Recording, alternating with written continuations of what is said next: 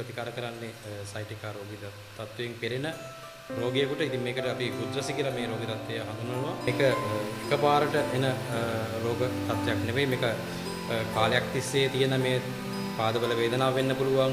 මේ පිටිපතුල ප්‍රදේශයේ මේ කකුලේ උඩ හරියේ තියෙන හිරිවැටීම වෙන්න පුළුවන්. ඊට අමතරව මේ වලලු කර සංදිය සහ මේ බත්කෙන්ද වගේ මේ මාංශපේශී හරියේ වේදනාවක් වෙන්න පුළුවන්. නැත්නම් මේ කලව ප්‍රදේශයේ තියෙන තදබල වේදනාවක් වෙන්න පුළුවන්. නැත්නම් මේ අපේ මේ කුකුල් ඇටයත් එක්ක මේ ඇතුලේ තදබල වේදනාවක් වෙන්න පුළුවන්. එක මිරියව්වෙන් ඉඳන් ඉන්න බැරි වෙන්න පුළුවන්.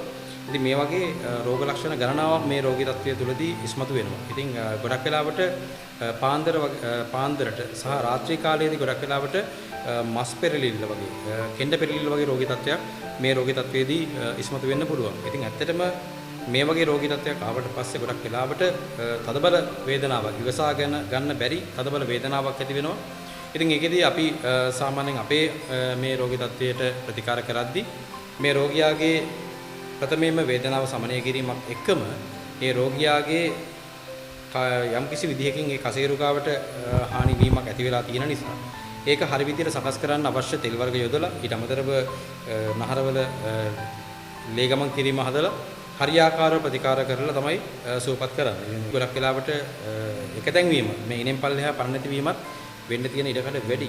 ඉතින් ඒක නිසා හරියාකාරව මේකට ප්‍රතිකාර කරන්න ඕනේ. මේකට කසාය වර්ග ඊට අමතරව කැඳ වර්ග ඊට අමතරව සාමාන්‍යයෙන් අපේ මේ පත්තු වර්ග යොදලා තමයි රෝගියා සුවපත් කරන්නේ. අනිකුත් වෛද්‍ය ක්‍රමවලදී මේ වගේ රෝගියෙකුට ගොඩක් වෙලාවට බර උසලන්න දෙන්නේ නැහැ.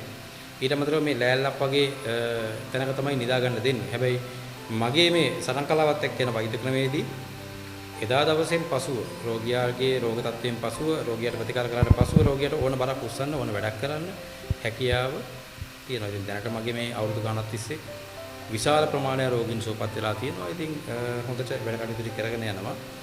සයිටිකා මොන විදිහට තිබුණත් සුව කිරීමේ හැකියාවක් මගේ වෛද්‍ය ක්‍රමයේදී තියෙනවා.